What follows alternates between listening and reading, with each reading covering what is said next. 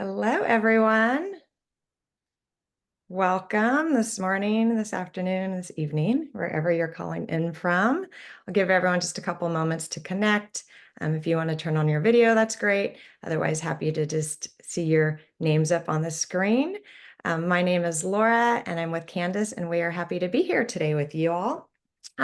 So what I always like to do before we get started into our fun presentations is if you can find the group chat, and if you can just open that up and let us know where you're calling in from. That's always fun to see where everyone is across the world. And then if you can just let us know what you think ethical photography is. If you know anything about that, that would just be interesting to see what your thoughts are, because we know Candice is going to share a lot more about what it means to her. But definitely drop that in the chat box and we'll get going. So I am going to quickly share my screen and just give you a quick update on everything about the Nomadic Network, though I know most of you all know what this is. So welcome today. So TNN is a community of travelers inspiring each other to see the world. It was founded by Nomadic Matt and now is owned by Lisa Field. We've hosted over 250 virtual events. You all know where our website is since you're here, and we have a lot of tour dates coming up. We are actually finished a bunch for the spring in 2025. We have some coming up soon, and then a lot to look forward to in 2026. Let's see, that's what I mentioned. We had some epic community tours. You can find all of this on our website, which is just interesting to see where we've been and where we're going to. And then definitely follow us. I'm sure most of you are, but you can follow us on Instagram, subscribe to our YouTube channel. This is where you register for events, and that's where you can find out more about the community tours. And then, as I mentioned, it's always fun if you want to turn your video on. Totally get it if you don't want to, though. But I will keep everyone muted for the duration of the chat, just so we can make sure we hear our presenter. But if you have a question, definitely ask that in the chat. If you can just write the word question first, that way I can make sure I see it, because I know we all like to use that chat box to connect with each other too. And then definitely, whenever we do this, always make sure you follow our speakers. I will drop Candice's information, but they're volunteers when they come on to present. So they do this out of the kindness of their hearts, and it's just good for us to follow them back. So let's just learn, have some fun, and enjoy this call. And now I have the pleasure of introducing Candice. So Candice is a travel and lifestyle content creator focused on sustainability, van life, and conscious travel. She's the founder of Chasing Candice, where she documents stories from the road as a writer, photographer, and videographer. With more than a decade of experience behind the camera, Candice has led content for documentaries, taught workshops across the US, and authored 2 books on photography. And her work empowers travelers to explore with intention, connect deeply, and leave no trace behind. And Candice, now I get the honor of turning it over to you to hear all your wonderful tips. So thank you for being here. Hello, thank you for having me. I'll go ahead and share my presentation. Welcome, everyone, to Ethical Travel Photography. Can everybody see that? Is that good? Sweet, cool. The whole point with ethical travel photography is so that we can connect a little bit deeper without causing any harm. I know that somebody asked about taking photos of people. We're definitely going to get into that and how to be not too obtrusive and to make sure that they're feeling empowered in what you're creating. And so it's a reciprocal thing. We don't want to be taking from environments. That's like really the foundation of ethical travel photography. We're wanting to give back as much as we're getting from these locations. So today we're going to learn about what ethical travel photography is, how to become an ethical travel photographer, and like full disclosure, this is an ever-going journey. Like you're never like the ethical travel photographer. Like you're always growing. It's a journey, not a title that you stick with for forever. Especially as times change and we learn more and we grow, your space as an ethical travel photographer will grow and expand with you with the changing of times and learning and everything. We're also going to go over shot lists and storytelling. while traveling and capturing your travels in a way that uplifts those that you're taking photos of and helps you connect in a deeper, more intentional way. We're also going to talk about how photography can deepen your experiences and like kind of the nitty gritty of that. And then some best practices for setting up the foundation of your ethical photographer journey. There's a lot to it. So let's jump in. A little bit about me. I know Laura already gave a fantastic intro. I've been a tour guide and a wilderness guide for over 15 years before jumping into being a photographer and videographer and writer. So I have a lot of knowledge based on being on the other side of tourism, where I was the guide and I was the one leading. So I have a little bit of experience from behind the scenes in tourism, as well as being a traveler and being a tourist in various capacities, and now as a documentarian as well. In my opinion, the root of all ethical travel photography comes back to the traveler's mindset, which the way I break it down personally, and everybody's going to have their own separate definition of what a traveler's mindset is and what that looks like. If you think about it, we all come to this space with our own glasses on. They're prescription glasses that have been formed by the society that we grew up with, the experiences that we've had. It's socialized in a lot of ways from our parents, our friends, and even our environments, right? Somebody from the Northwest is going to have a very different take as somebody from the Southeast and stuff like that. So we're going to have a very different perspective constantly. So as long as when we recognize that we all have these different prescription glasses on and we're all experiencing the world through a different view, it helps us to navigate a little bit more conscientiously and a little bit more compassionately. So with thinking about the traveler's mindset, we're recognizing that we all have different glasses on. Every person has very different experiences that have shaped those glasses. And so whenever we can approach it with a very open mind, recognizing that experience and that shared but different experience, and then the full heart of being compassionate and empathetic and understanding. And you can move through the world, letting your mind expand while being a beacon of love and joy from your heart, right? So it becomes this traveler's being more than a mindset, even where you're able to give love back while taking so much and like embracing the environment. So it's a reciprocal thing. And that I think is really the root of ethical travel photography and should truly be the root of being a traveler. I know that being a tourist gets a little bit of a bad rap, but I think that when you embrace this kind of a travel mentality and a way of existing in the world, it it elevates you into just being a better human overall, not just in your travels, but in life. It'll also expand into your daily life. You don't have to be an ethical traveler or have a traveler's mindset only when you're in far away places. A walk around your block with that mindset is going to change what you see and what you experience. So that brings us into what is ethical travel photography. And for me, it's a verb, it's an action, it's something that is a conscious choice that evolves with your experiences and your education and whatever is available to you in different situations. So it's something that you're conscientiously choosing and it's something that you're developing as you go. So being an ethical travel photographer in Berlin is going to be very different than being an ethical travel photographer in Beijing, right? So it's important to recognize that situations matter as well as taking in all the different complexities of your travel and of the experiences that you're in, because it's never just a one size fits all situation. The other baseline for what ethical travel photography is understanding, right? So coming back to that complexity and recognizing that not only does every person around you have their own special glasses on, but they also have their own experiences, their own cultures, their own everything. And so when your understanding of them, of the people, of the places, of the things, the experiences, then you also recognize that you have an impact on those people, places, things, experiences. So understanding that everybody has their own glasses and such, and that you have an impact, right?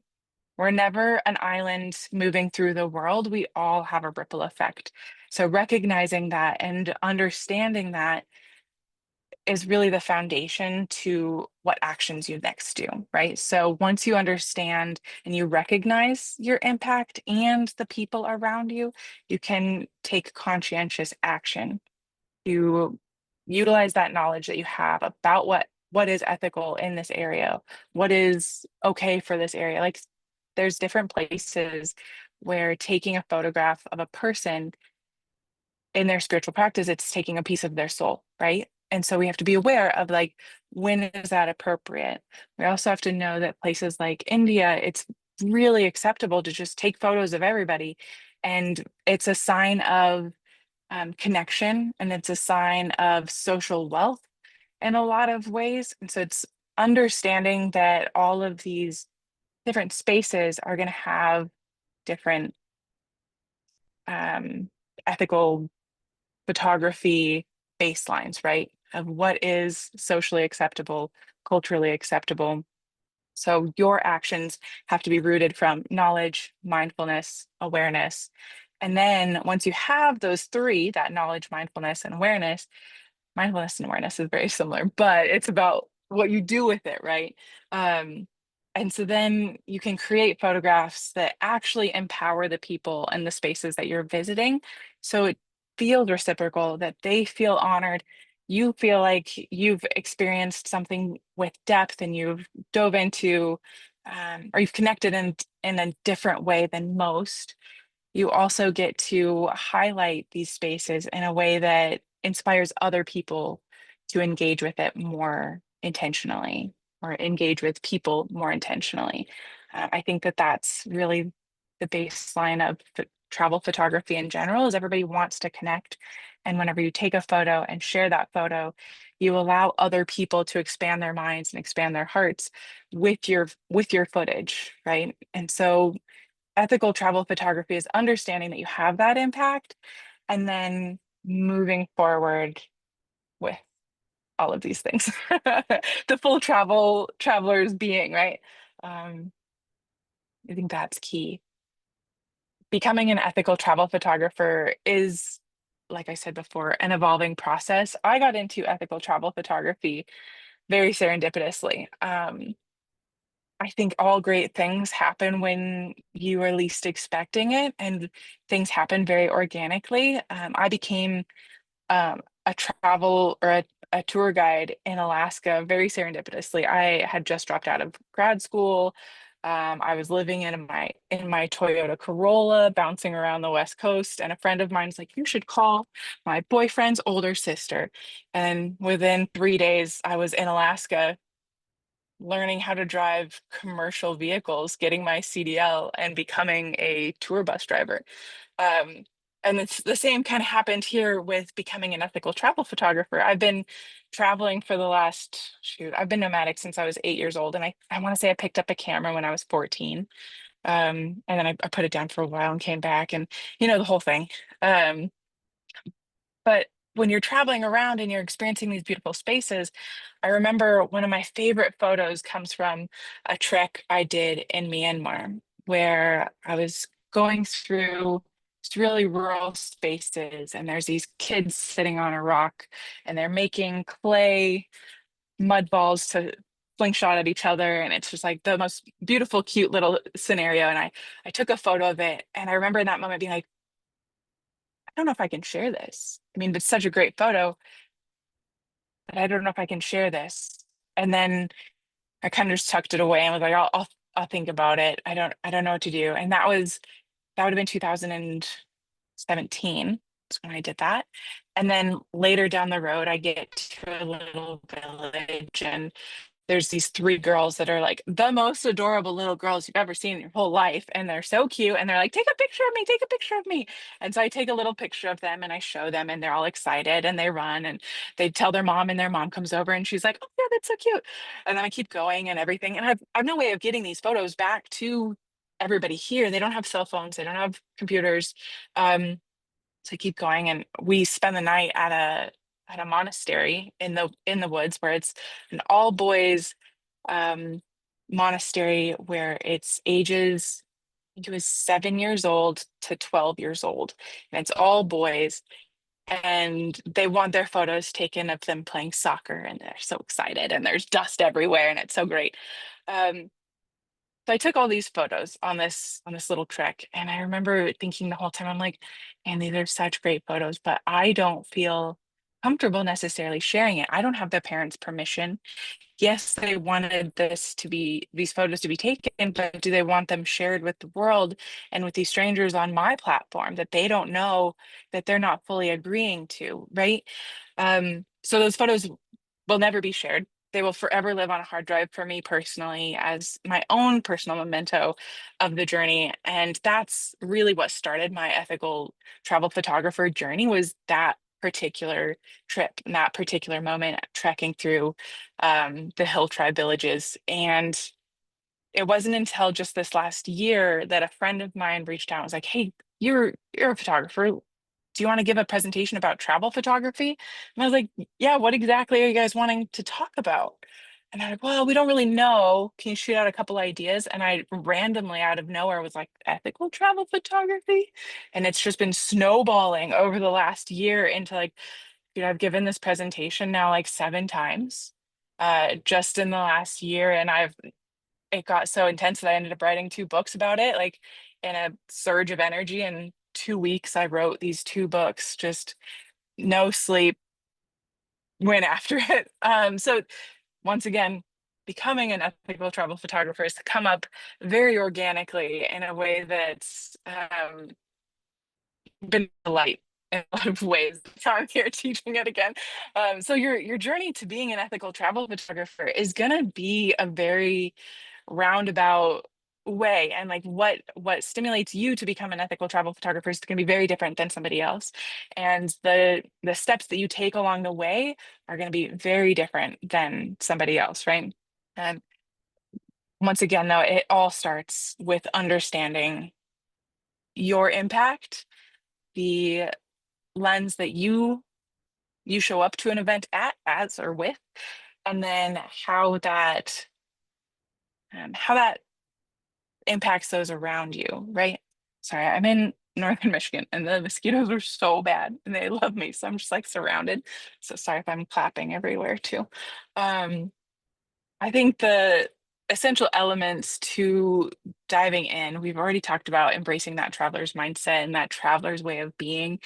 Um, then it comes back to your awareness of self. So if that means journaling, mindfulness meditations, whatever it is that helps you develop your awareness of self and awareness of just maybe getting into the practice of asking yourself, why am I taking this photo?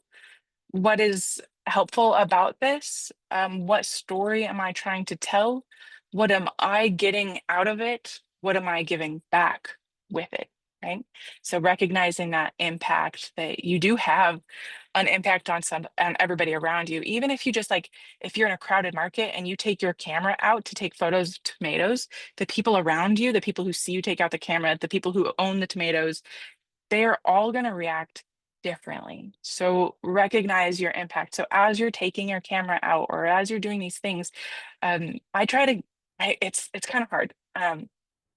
It's taken a long time to get used to this. I used to photograph with one eye closed, just to like, hyper focus on what I'm seeing through the camera. And now I'm really focused on keeping both eyes open while I'm shooting. That way I can see the people around me and the reactions, because you can see a lot with body language just in your peripherals. So recognize your impact, be aware of your surroundings at all times. And then I think it comes back to having a really wholehearted embrace. People understand when you're in what your intentions are. it's very easy to read the energy of a room or the energy of a person. If somebody comes in hot and fast, taking photos, da da da da da, and it's like they just zoom through, not really taking a moment to embrace or see the experience or to recognize the people around them, they they feel that. Everybody feels that, right? You've been in a situation where somebody has zoomed into the room and all of a sudden the vibe of the whole room changes. So recognize that if you can embrace a space and people in a wholehearted, compassionate, kind way, then you're going to get a much better response. Whenever I'm taking photos of people, what I generally try to do is I like to strike up a conversation first about what it is that I'd like to take a photo of and just get some read of the person I'm wanting to photograph. If I'm in a market and they're selling beautiful things, then I'm going to want to say like, oh, do you make these yourself? And start some sort of a conversation and then ask, can I take a photo of you with your belongings and with all of these things that you're selling? And then if they say no, then you like it takes a minute, but like take it with grace and like understand that that's their prerogative and that is okay. Not getting this one photo is not going to make or break your experience or make or break your trip or whatever. Move on. That's fine.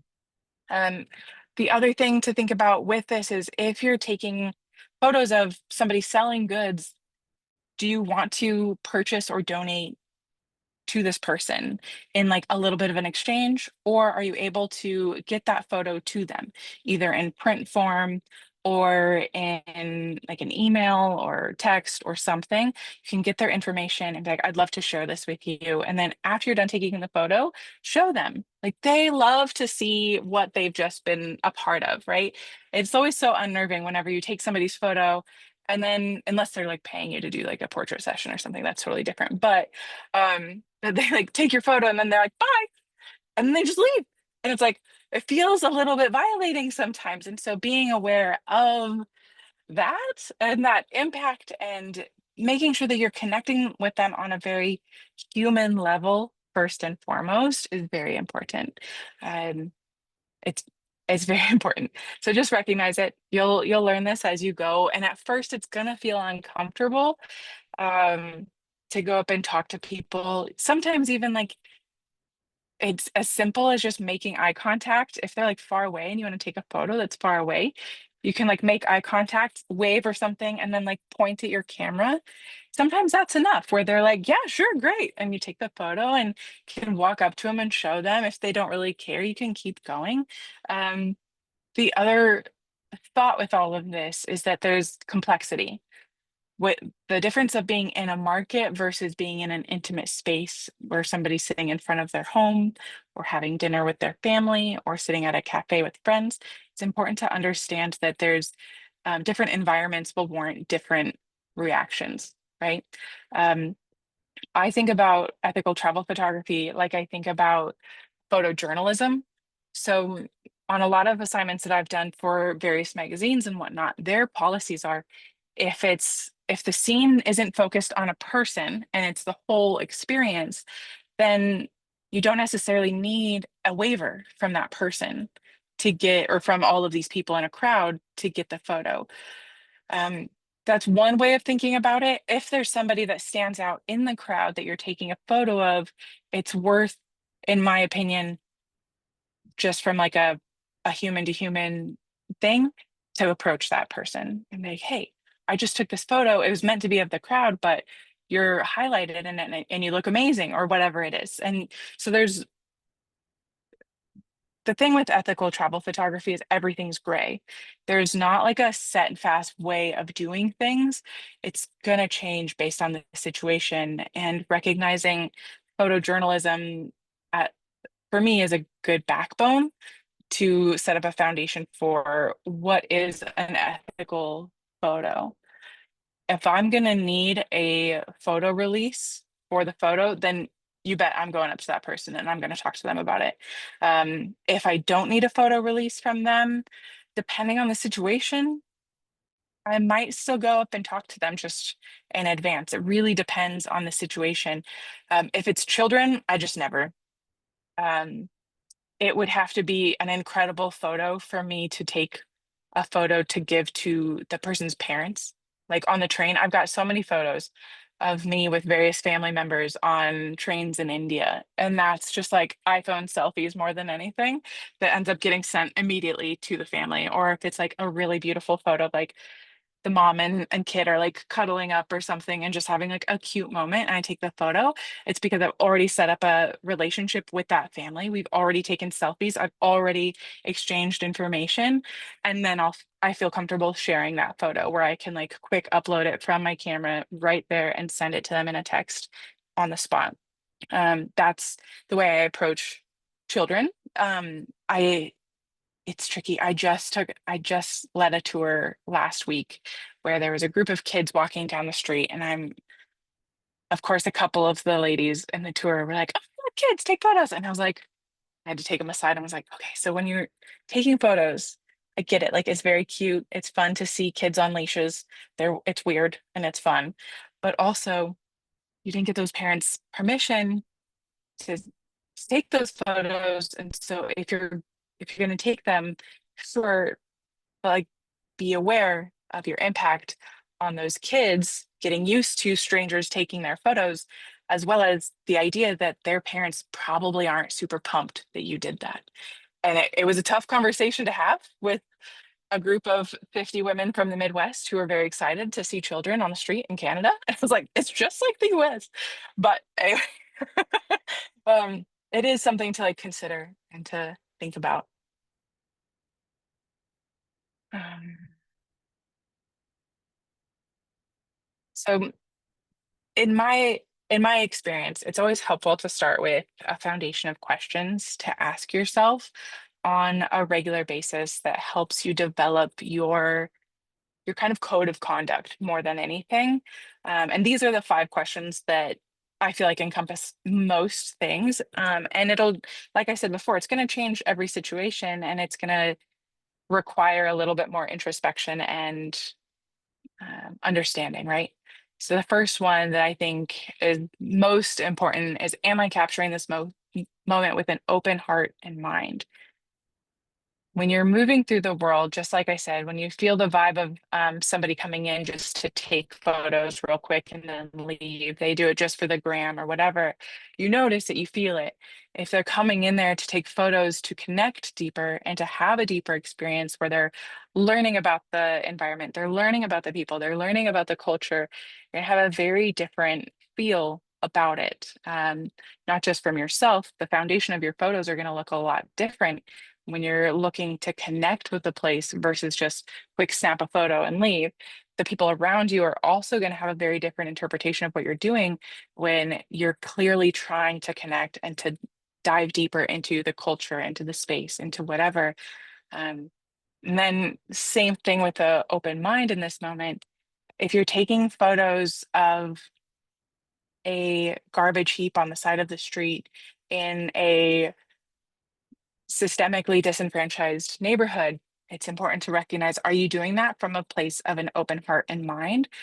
Or are you looking into like houseless porn and slum porn? Like that's also a very intense thought. If you're not a photojournalist going there to document that particular thing, maybe we shouldn't be taking photos of it because it's not going to be uplifting for the people, the communities, and the environment that you're taking photos of. So make sure that you're capturing the moments with an open heart and mind, which leads into, am I adding to the story or taking away from it? By adding to it, you're uplifting the community, the place, the experience, whatever, to help either connect at a deeper level, to capture the moment, to share for other people to connect with, or to give that other person, like if you're going to share the photo afterwards with the tour operator or the person you're taking a photo of or the museum or whatever, then like, are you doing it in an uplifting way? If you're taking away from it, it's similar situation where you're doing it either just to take the photo and to like have it in your stash of photos or something else. I've seen this a lot in India's like the most present trip or recent trip that I've had internationally. So it's kind of forefront of my mind. Um, but I remember if a lady comes up to me, or if like a small child comes up to me to take a photo, because it's like such a thing to, if you see a blonde person or a white person, you want to like take a photo with them, and it's just like part of the culture. And it is a little bit of a social currency. You It's considered like a sign of social wealth if you have photos with Westerners. It's just part of it. And so whenever women and children approach me, I'm almost always going to say yes, unless I'm in a hurry and I need to get to something, or I'm running late, or I get like an odd energy about it, then like I'm always going to take a photo with a woman or a child.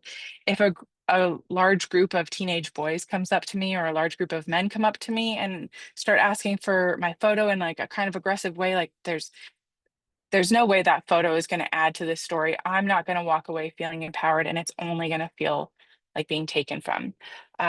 If they say no and then they sneakily try to take photos of you afterwards, or even if you like turn around and see that they're taking selfies with you in the background in a really weird intentional way, um, it's unnerving and it doesn't feel nice. And so recognize when you're adding to the story or taking away from it. So which leads very well into, have I asked for consent, right? Um, if you've asked for consent and they say no, accept it and move forward. There's never a time that it's worth making someone feel violated for a photo. There's never a time. Then you're trying to recognize once again, like, what story am I telling with this photo? If you haven't asked for consent, you take the photo, it's not gonna be a great photo. Like, it's probably gonna be like a little awkward, because that person is like, why do you have your camera in my face? Not everybody likes to have the camera, like, it's very unnerving to just like randomly have a big old camera in your face. Um, so what story are you trying to tell? Are you trying to tell like a quick gotcha moment, or are you trying to tell like this intimate moment of this person with like the mom and daughter cuddling on the train, or the shop worker that's like very proud of their goods and what they're producing? Or are you trying to tell the story of a really rough looking mine on the side of a mountain? Like, there's different stories that need to be told, and like they all need to be told in a way that honors and respects the place and the space. So once again, am I respecting the people, the culture, the environment? This is a great foundational 5 questions that kind of create the web of what an ethical travel photographer is, and sets you up for a really solid foundation. And then as you're traveling through, you're going to refine what these questions are, and what what works well for you, right? It might work for you to have these 5 questions like as a screenshot on your phone that you can reference or whatever. That might work for you. It also might be that you see this and you just think about this on your own, and you develop your own set of rules or parameters for taking more ethical photographer photographs. Sorry. I also have a freebie that I can link to you guys that has all of this stuff written in like a PDF form. So there's lots of options. Get into a little bit of storytelling. Um, so you all know that a good travel story is going to be immersive. It's going to have depth. It's going to show the story. It's going to show details. It's going to show more than just, oh, this is a picture of a picture at a museum. Like, there's going to be more to it than that. It's going to be the details leading up to the museum. It's going to be the full museum. It's going to be somebody introspectively looking at the photo at the museum. There's so much more to storytelling than just like, oh, this is a photo of a photo, or this is a quick clip. Like, it's important to think about your photography as telling a story, and you can do this in a couple different ways. You can do this in a series, like a photo essay, where you're creating um, like a storyboard kind of a vibe, where you show the big picture, you show a little bit of movement, you show the details, and you can create a full story in sequence. You can also tell a lot of a story in just one image. Like this bottom image here, you see that I'm at a viewing platform looking down a canyon towards the waterfall with a bridge going on top of it. What you don't see is that there's a canyon wall just to the left of this, where the photo right above it was taken, where a friend of mine was rappelling into the canyon. Um, but you can tell a lot from a story just in one single photo.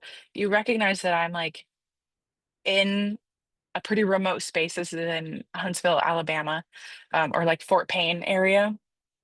It's a really beautiful wildlife preserve filled with waterfalls, gorgeous space if you can ever get out there. Um, but you can tell a lot just in one photo, but it adds a lot to have a little bit of a photo series, right? Um, We'll talk about storytelling in a little bit of a shot list, but some basic photography techniques. You want to think about composition, framing, lighting, and the exposure triangle, which that would be like a whole other presentation that we could get into at some point. Um, but composition is like recognizing that your eyes are drawn to certain things. Like, for example, this bottom photo. You see the lines of the telescope all point to the waterfall, as well as the river coming towards you also leads directly to the waterfall. And then you have the dark space on both sides that once again funnel your eyes towards the lighter space of the waterfall. Same with the rock up above. Like you see that there's the background is the dark green, and then you have the highlight of the sun-kissed human being coming down the rock side, and the rocks are a little bit lighter. So everything guides your eye to her. So that's the composition component of it. You also see framing. So there's definitely time and place to break the framing rules and break composition. One of the like most common or most popular rules for framing is the thirds rule. So basically you break down your screen or your photo into thirds. So you have two horizontal lines, two vertical lines, and it creates that thirds section. And so you try to keep your person either on like the intersection of those lines or along those lines. You'll see in the top photo, I have her on this side third. She's a little bit towards center, but she's pretty solidly on that line. Here in this photo, I'm a little bit middle with the waterfall. I'm not really totally at the third line. I'm a little bit center. That's a time when it's okay to break those rules. You don't need to follow the rules all the time. Um, if you've ever seen that iconic photo of like it's a small hillside and it's a really gray, cloudy day, and then there's one tree that's bare of all of its leaves, and it's this big, perfect tree in this just silhouetted in this gray, overcast background. Um, they broke all of the rules for that photo. It is a very like when you break it down in the technical way, it's a very boring photo. There's a lot of blank space. It's framed center. There's not a lot of leading lines. It's just a stark tree in a space. So it's important to recognize that like it's okay to break rules. It's still a beautiful photo. And part of the reason it's still such a beautiful photo is because of the lighting. So sometimes it's almost like a game where you pick am I going to get like really stellar lighting right now? Is this my focus or is it the framing? And you can pick and choose. And of course you want to have like all of the components in some photos, but sometimes you don't. And that's also okay. So it's about storytelling is a lot of just playing around. Like photography is a lot of exploration and finding what is your style of creating. The exposure triangle is another thing that really gives people their own sense of style within photography. Exposure triangle is going to be your ISO. So it's the sensitivity of your sensor. It's really popular right now to have a high ISO, so a really sensitive sensor. Like everybody's all about grain and like the retro look. And so that's ISO. It's going to be your sensitivity. If you're in like really low lighting, it's going to automatically pop up to like a high ISO so that you can receive more, your image or your sensor is more sensitive to receive more light, right? And then you've got your shutter speed, which is the length of time that your shutter is open.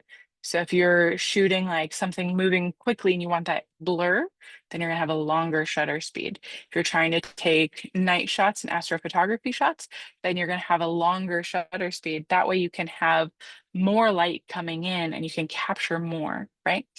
And then aperture is the other one. And aperture is more about the focal point. So where's the focus at? And that's gonna be, it also is how much of your sensor is open. So there's this little like shutter. It's not a shutter, but it's a little, oh man, I'm gonna forget the word right now. But anyway, there's a little thing that that closes or opens.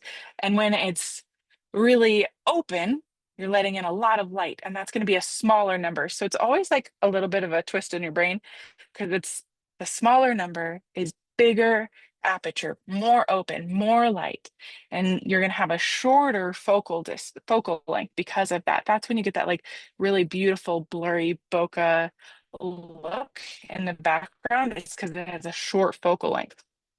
And then if you make the number a lot larger, like 22, it's going to shrink the size of the hole. So you're having less light coming in. And so that's going to have everything in focus. It's really incredible. Like if you go to a hotel room and you turn off all of the lights and the blackout curtains are there and you shut it during the daytime, if you open the blackout curtains just a tiny bit, you'll see a reflection of the city or the what's outside on the wall of your hotel, and it'll be very clear. As you open that little slit that you've made in your blinds, it'll get blurrier and blurrier and blurrier. And it's the same setup in your camera. That's what aperture is. So that those three components make up the exposure triangle, which we could have a whole other conversation about one. Um, some tips about all of these. We've already talked a little bit about breaking the rules and just morphing the rules as you feel comfortable. I have a book that talks about all of these photography techniques in a lot more detail. Um, but we could have like DM me, email me if you have questions. Um, Try just creating a variety of shots and like playing around with your style as you're taking photos. And you'll find your storytelling technique, you'll find what you gravitate towards and what you want to be telling stories about in the first place. These are some examples of shot lists that I always do. I like to set the scene with a wide shot, and then a medium shot is going to give a little bit more context, and it usually has like a little bit more action through it, and then you've got a close up. So this is my friend Amy. She is an incredible beekeeper in the Tucson and Flagstaff area. She's one of the few women-owned bee hives, I guess, in the state. And she's just like an amazing person. She has her master's degree specifically in bee health and safety. She develops vaccines and protocols for other beekeepers around the world to help keep their bees safe. So I got to go to her family farm and take photos and videos of her taking care of her bees and winterizing them and what that looks like. Here we have another one. This is the Mezcal movie set in Benson, Arizona. And so here you have the wide shot that sets the scene. You're clearly in a Wild West area. And you have the lady walking down with her Wild West costume on. And then you have the close up that gives you a little bit more action and context. So what are we doing here? You know, what's going on in this city? What are people doing? What are they existing about? And here we have a man sitting on the ruins of what once was an actual building from this area. A lot of the buildings in this part of Arizona would have been made with clay or like mud bricks. So this gives a little bit more context and like that it is a Wild West space, these old planks sitting there. It's now a movie set. And so he's also in a period piece outfit. Like nobody's dressing like this now. He's there to be a part of the tour. And then you see this close up that provides a little bit more detail. This is a piece, it's a prop for movies. And so we're inside of one of the buildings, seeing the details of this Wild West town or village, right? And it is a movie set. You see all of these different components back behind it that are all a part of it, but it gives you a lot of detail. So you can see here, this would have been a really small f-stop or aperture because only this is really in focus. You'll see over here that this is a much wider aperture. So it's going to be a higher f-stop, probably closer to like 6 or even 8. And then this one, everything's pretty well in focus. So this one's probably closer to like 16 even. But you see that they're very crisp. All the people are really crisp. No, you don't have blurred movements at all. That means that the shutter speed was probably 1/200 or so.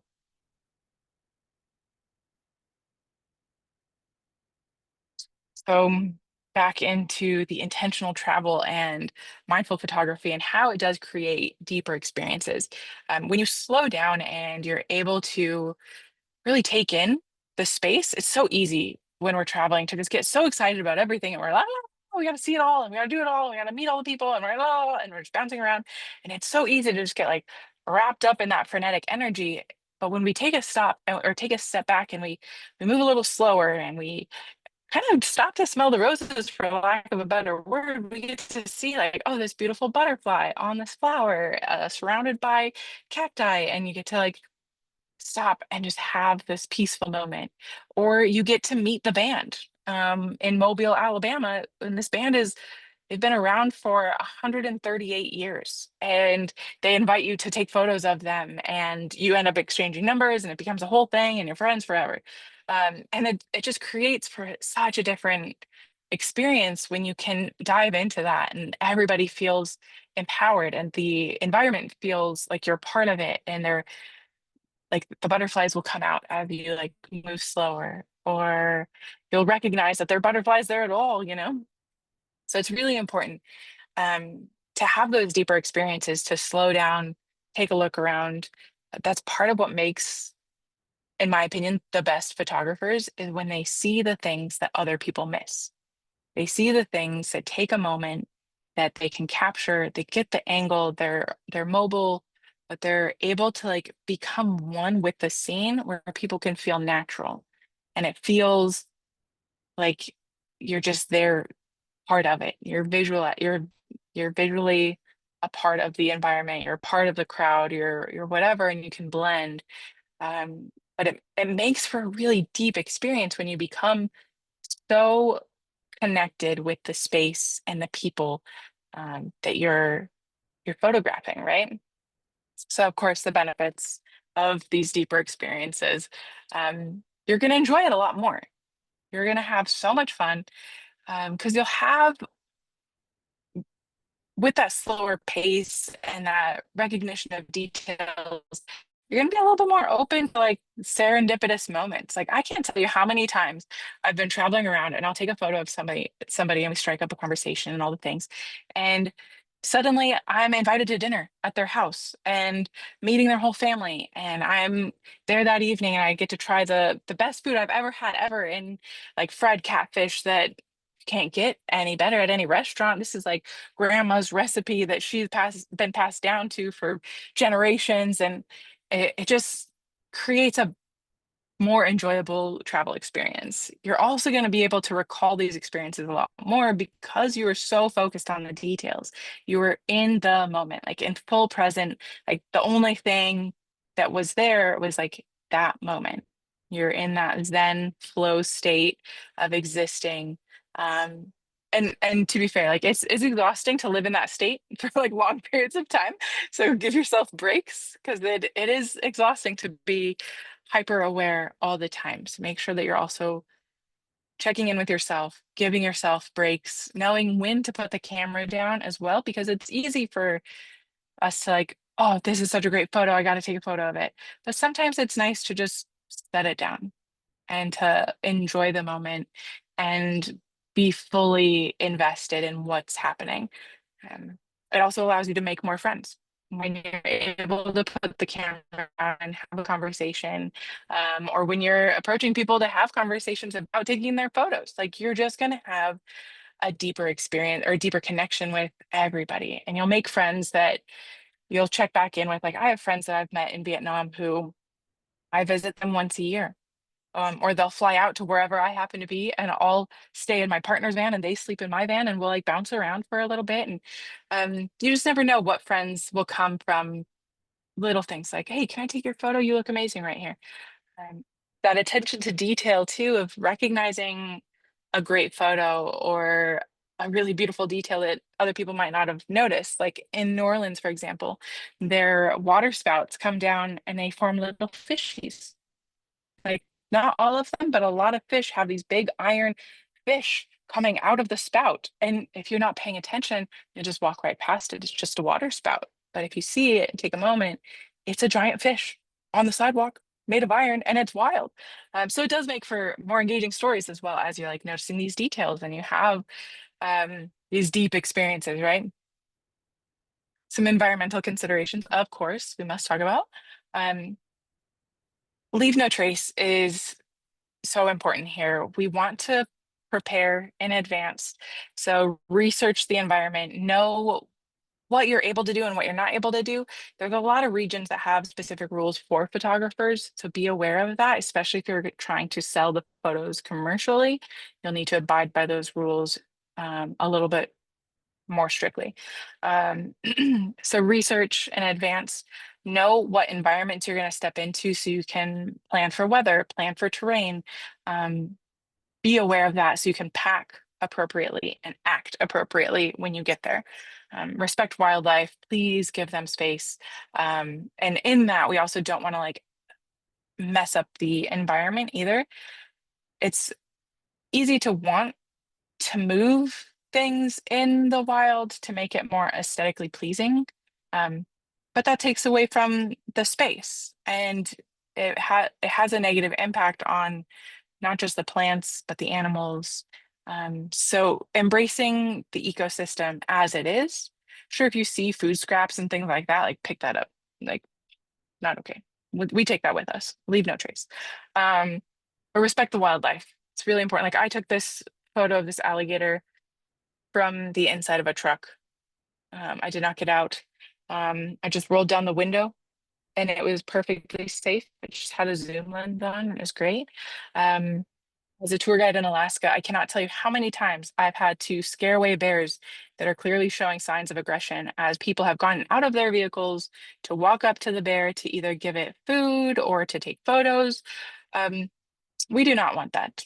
That is so harmful, not just for the bear, but for your longevity as a human being existing on this planet. So respect the wildlife, be aware of yourself, and recognize that you're sharing the outdoors. So our actions are going to affect everybody. It's going to affect the environment, it's going to affect the plants, the animals, and the other humans that are also enjoying that space. If you've ever been on a trail and you hear somebody like blasting music and you're like, I was here for a Zen moment.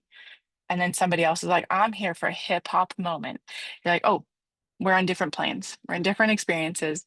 And now I get to exist in your existence instead of having the space and the ability to live in mine, right?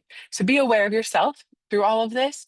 We want to we want the environment to continue on in like the best, most thrivey kind of a way that it can. So try to leave everything as untouched as possible while still embracing it and experiencing it fully. Here's the leave no trace principles, of course, the plan ahead and prepare, stick to durable surfaces. There's a lot of spaces like in the Southwest, for example, where the crust of the desert takes generations to grow. And when we step on it, it disrupts that biocrust and promotes erosion. So we have to be really careful. So we want to stick to designated trails, we want to respect the wildlife, the ecosystem, dispose of waste properly, leave what we find. I love the take photos, leave nothing else. Um, and be considerate of others, of course. Some best practices. Sorry, I'm realizing the time. I talked a little too much. Um, some best practices to help you in guiding your journey. So, of course, respect wildlife and natural features, use sustainable gear when possible. Um, photography can be a pretty heavy impact hobby or career, depending whether it's printing, lithium batteries, um, energy consumption. etc. Try to be intentional about your gear. Um, I I buy a lot of my gear secondhand. Everybody's always upgrading in some kind of a way, so you can usually get your gear secondhand, no problem. Whenever I'm traveling, I also try to look for local conservation um, organizations of different types and see how I can help them in some kind of a way. So I try to give back whenever I'm out and about. Um, it's also important just to look at the conservation efforts that are currently being made so that you don't disrupt them, right? You don't want to like go on unmarked trails or whatever. Incorporating sustainability into your workflow is really key. I know that a lot of photo photographers used to have like they'd make these big epic shot lists on in notebooks and whatnot. So trying to limit paper, you could always do it digitally, where you have notes on your phone. There's a lot of different ways to incorporate sustainability into your workflow. Even buying secondhand is one of the key ways for me to incorporate sustainability into my workflow. Plus, it's like a great way to keep things out of landfills. That's why I live in an 88 Ford instead of a new vehicle. I love the character of it anyway. Um, and then plan ahead and learn about the area. When you learn about the area, you're going to care a lot more. It's going to impact how you take photos of the space, and it's going to impact the depth of which you connect with the space as well. So learn and embrace the culture, the spaces, everything.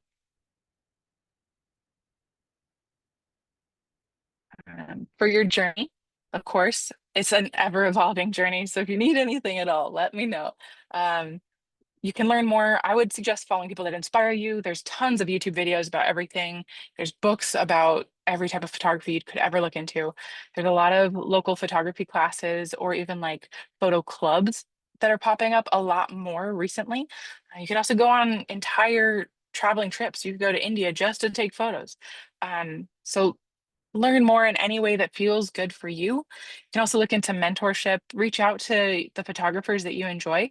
It's amazing how many people will like respond. Like I've reached out to so many photographers that I think are like way above and beyond. They're like the best photographers in my opinion. And like I DM them all the time. And we just like have a great relationship now where I consider them friends. And it all started with me being like, hey, what's this about? Like, where did you go for that? Or when you were taking this photo, was it really difficult because of the weather and the batteries and whatever? So sneak into people's DMs, email, Instagram, whatever it is. Join those local photography clubs, go on those tours, even invest in coaching. I know that there's a lot of photographers that are now offering either photography tours that you can go with them. A lot of us also offer mentorship just in general, where we give you like little homeworks and we talk about it. And we have like an hour-long consultation or something. Um, I've also made a TNN discount code for y'all right here, Mindful TNN for 20% off of mentorship, any of the books, everything that's available to you that I can offer is 20% off. And it's available through the end of the month. And then whenever you're out there and about, like, don't be afraid to fail. Don't be afraid to make mistakes. It's part of it. When I look back on some of my photos of the kids in Myanmar and stuff, I don't think of that as a mistake. I think of that as a good learning moment, um, where I learned a ton in those few days in the woods. So don't be too afraid to fail or to make mistakes, and um, try not to get too swept up in the comparison game or feeling like you're never enough or, oh, I just need to watch one more video or I just need to learn a little bit more. The best way to get better at anything is just to get out there and do it. Very easy to get wrapped up in like, oh, well, I just watched a few more videos. I'm not quite ready yet. No, just go out and see. You might surprise yourself. But thank you all so much. I'm so excited for all of you to create. Please share with me whenever you create. I'm so excited for you all to be on this journey. It is an ever evolving process, so be gentle with yourself. But thank you all so much. Candice, incredible. Seriously, this was an absolutely amazing presentation. I mean, I'm going to speak for myself, but I love just how you present because you're so engaging. I feel like I'm always listening to every single word and just waiting for the next. So you capture everything. Hopefully everyone left with lots of good notes and what to do. And you just explain it so clearly that I feel like, at least for me, hopefully for everyone else, knows exactly what we need to do when we do this ethical photo journey. So Mhm. thank you very much. We have a few questions. So if anyone else has any others, feel free to jot them in. I know we are at past the hour, but we'll just take a couple minutes to answer some of these questions. And then I did drop in your contact information. So if you didn't get your question answered, you can always reach out to Candice later, and obviously follow her too.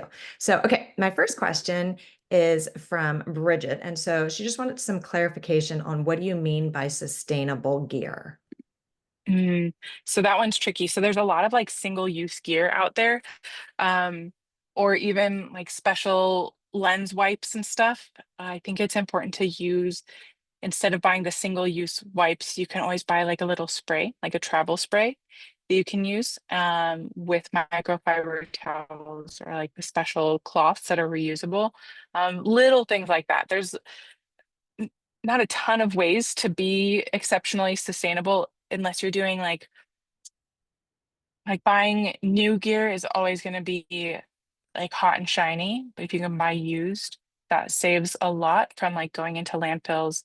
Other sustainable things would be, you don't necessarily need 12 lithium batteries to power your camera if it takes you a week to burn through one battery. So if just know like your usage, and so you don't feel like you have to buy a billion things in order to be successful, right? I think it's about, sometimes photographers get into the thing of like this mindset of, oh, if I have more, oh, just one more lens and then I'll be better. Or, oh, I need this or I need that. And it's like, well, do you? So being a little bit more sustainable in like how you purchase, what you're doing, like how much you're investing, is really key, I would say, in the sustainability sense. Okay, that's perfect. Great tips. All right, so we've got a question from Don asking if you happen to use drones, and is there Mhm. anything different regarding ethical photography around drones? Yeah, drones are tricky. I do have a drone. I'm Part 107 certified. So is my partner, and we have different perspectives on it because he was a wildland firefighter before, and he became certified through the forestry department. His knowledge base is a lot more about what's appropriate in forestry lands and public lands, whereas my experience is more along the lines of what's okay in public spaces, and travel specifically. So it's important when you're using drones to not just look at the aloft, the like the Fly More app and the FAA LAANC app, right? So if you're in an area and you're wanting to fly in a certain area, you can pull up this app and it tells you what the rules are for that area, but it doesn't tell you all the rules. It only tells you some. So for example, Seattle is a city that you cannot fly drones in. You have to fly it from, legally, you cannot fly drones in Seattle. But there's this bylaw that says, if you depart from a park, then it's okay. And so there's these like very strange circular rules that are really tricky to navigate because like you spend half your day Googling, am I able to fly here? And then it's not always very clear. And then you get there and there's 12 other people already flying and like cutting through trees and like narrowly missing people and whatnot. And so it's really important with intentional drone use to, once again, be aware of your impact on other people and the spaces. You don't want to be cutting through trees, breaking branches, slicing leaves. Um, Also in public spaces, there's a lot of rules about how high you can go and depending on the weight of your drone. A lot of people feel uncomfortable with drones being right above them. So if I'm in a public space, like I've filmed a couple different events for like Pride in Tacoma and things like that. So in those situations, I try to stay out of, like, away from, either if the crowd is here, I do like 45-degree angle or even like 90 to stay away from everybody. And I'll go like over the water or something like that in order to make sure that everybody feels safe. If I was being paid by the production company and not the city, and the production company had a very different idea of what footage they wanted to get of the event, then I would have to see like, well, is that even possible for the rules and regulations of the city, as well as the rules and regulations of a Part 107 drone. So it's a very tricky one. What I always do is I check the app, the DJI one, and I want to say it's called Aloft, and it's like a four-leaf clover looking thing. They've changed it like every year. They rebrand, so it's tricky to remember. And then I Google the space that I'm wanting to fly from, and if it's appropriate, if it's allowed, if I'm close to an airport, if I'm close to a wildland space too, like if I'm near a bird sanctuary, for example, there's often not a lot of rules about drones posted online, but there'll be signs when you get there. I personally don't fly anywhere around birds because I don't want to disrupt them. I try to avoid it at least. Obviously, birds are everywhere, so you can only do so much.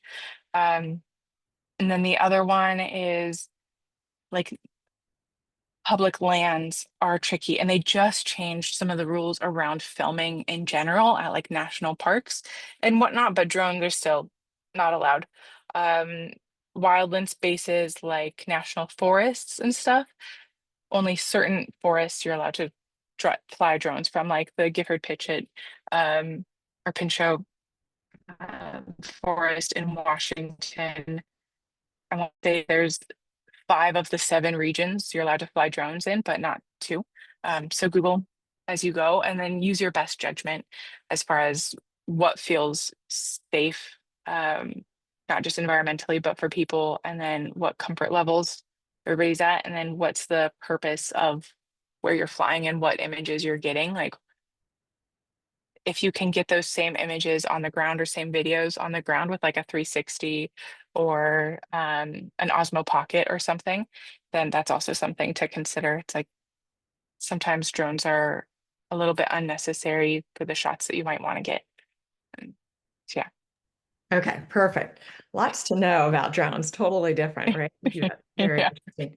Okay, just Well, two more quick questions. So this one I was just more curious about. When you're taking photos, do you find that, and I don't know if you do a difference with your camera versus your phone, but do you find that people mhm. react differently when you're using your phone to take a photo of them versus your larger camera? Yeah. Yeah. Totally. Yeah. And I notice a difference even when I'm using my larger camera if I have my black lens, my shorter one, versus when I have my long white lens. Um, and it's not even just when I'm taking the photo, it's even just like in the vicinity and like movement around. I will get a very different reaction from people in general, just having the bigger camera. I get a lot more people approaching when I have the bigger camera. It's funny, if I'm with my partner, then he'll get a ton of questions. People generally don't come up to me whenever I have my camera, they'll ask him instead. And so it works out kind of well because I can kind of duck off and do my own thing. Uh, and just leave Exactly. him with all the people. Right. It's a good But yeah, decoy right there's there. definitely a difference for sure. Yeah. I'm Yeah. like, Yeah. hello, see you. And I'm sure some people, I mean, this I think goes with the whole ethical portion of it too. If you're using your phone, people can be a little bit more, um, you just have to make sure they're still aware that you're taking a picture of, not to Yeah. hide it, so to speak, right? Yeah, it's Yeah. much easier to take sneaky photos from a phone versus a camera. I think the other thing is, um, yeah, shoot, now I lost it. It's dang it. Maybe it'll come back to me. Okay. When we have you do the next presentation, because you're going to Oh, have, I because remember. it's, oh yeah, go. You'll share Okay. that. Yeah. It also changes based on generations. So like different generations and cultures will have a different experience or a different idea about photos versus, oh, let me send this link too. This is a whole bunch of links for more information. I've got a couple blog posts about ethical travel photography as well as YouTube videos. And then there's that newsletter for the freebie as well. But then different generations are going to have different ideas about what's okay to photograph. Um, and so it's also another thing to think about whenever you're taking photos with your phone versus your camera. Um, Generationally, culturally, you're gonna have very different different reaction. People in India are used to being filmed constantly on their iPhone, and like basically everybody shoots music videos of their own, like in the streets and stuff. So it's just like commonplace to see people with phones out filming. Whereas in Europe, it's a little bit less that way. Whereas in the Galapagos, you're going to only see um, photographers with big cameras and whatnot. And so you're going to have different reactions based on where you're at, who you're around. Um, yeah, Okay, that's helpful. perfect. Okay, no, that's super helpful. Okay, and we're going to end on this question because it's very fitting. So it's from Don asking if you're going to be doing this presentation again, because he definitely would love to pass it on to some friends. So I don't know if that's on your social media, your website, or if you could tell us now too. Yeah, totally. I've done this presentation a couple different times, and so there's one that's on YouTube that is slightly different, and it's in that link that I sent. But that's another mindful travel photography video, and then I have a blog post that breaks it down a little bit. The newsletter will have that freebie that I could send out. It has more details about ethical travel photography, and it's kind of like a cheat sheet PDF for you. And then with that freebie, it also comes with links to different presentations I've done, and I'll update once TNN posts this presentation on their YouTube. I'll link it in that email as well, so it'll all be there and available to you. Um, I'm probably gonna, I mean, I love this presentation. I'll do it all the time. And like I'll tell you about it. If you're in the newsletter, I like let people know usually like 2 weeks in advance. I'll try to start like telling people about it so they can put it on their calendars. We'll see too with TNN if we do another either just photography presentation, or we'll probably repeat this one again at some point in a slightly different way. Yeah, definitely. Part two. I love it. We should for Yep. sure. It's so timely, so informative, and you just have a lot of good content to share. So perfect. Okay, well, we're going to end on that because I know we're over, but thank you all for staying on and for being here and supporting Candice, and then TNN as well.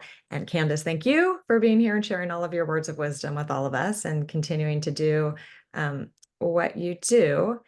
Someone just asked real Thank quick, is it okay to you. keep screenshots of your presentation for my Totally. Yeah. notes? Yeah, you can do it. And we'll Yeah. share Yeah. it. We'll Yeah. share things out as well. So thank you, Yeah. everyone. Normally I jump on and share real quick everything about TNN that's coming up, but just go to our website, go to our social channels, follow Candice, follow TNN. Hopefully we'll see you on another one soon or on one of our community tours.